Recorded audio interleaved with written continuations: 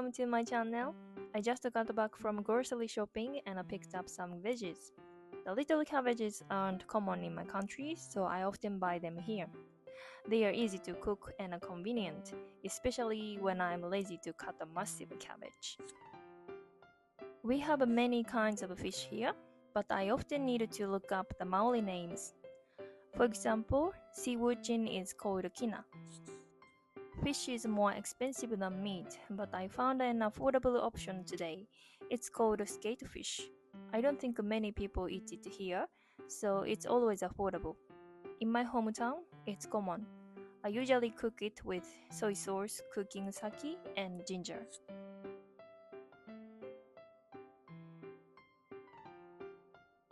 I work as a caregiver at a nursing home, and it's a bit hard to go out with my coworkers because our shifts can change often and suddenly. But this time, we finally made a plan to bring home cooked meals and have dinner together. My colleagues are from Korea, Chile, and Sri Lanka. I was so excited to try different foods. I always love trying new dishes.I wondered what would be great to cook for them, and I decided to make Japanese curry and Dorayaki pancakes. Dorayaki is like a sandwich. There's a sweet bean paste between two mini pancakes. I'm soaking azuki beans that I got from an Asian grocery store. Recently, I found a can of azuki beans at the supermarket, so I want to try using that another time.If you can't find azuki beans, you can also use red kidney beans. When I was in Tasmania, I used them and cooked them in a pan. It took about 3 hours though.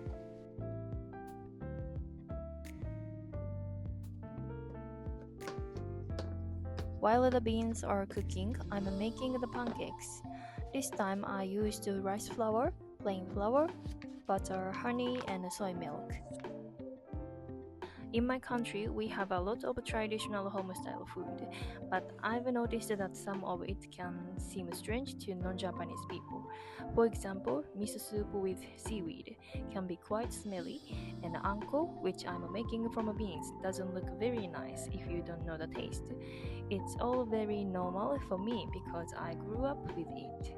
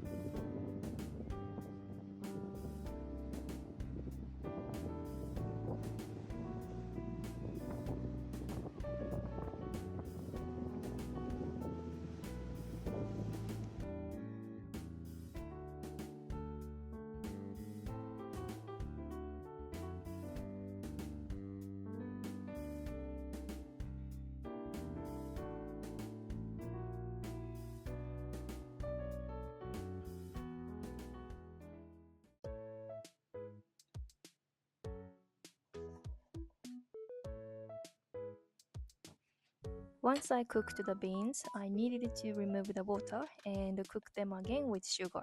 You need a lot of sugar for this. Speaking of Japanese food, natto is probably the weirdest.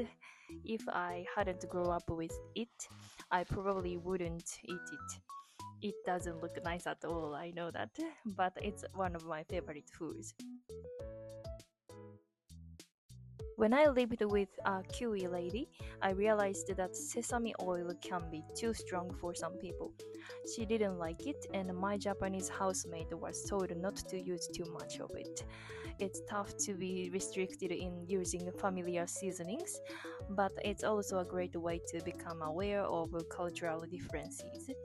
So I've tried eating natto when I was alone in Australia and New Zealand, and make sure to open the window after eating.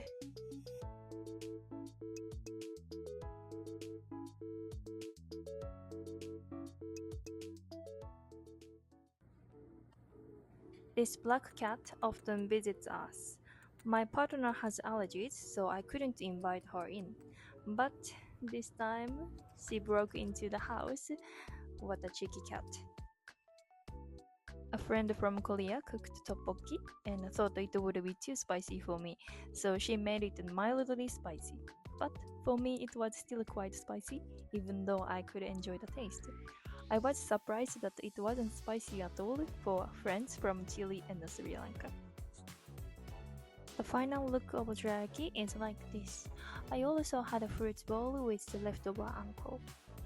We had lots of food, and I also brought some mochi with kinako and edamame. I'm not sure how to pronounce, but there is tteokbokki, fried rice, chicken devil, completo, and dulce de leche. Thank you for watching!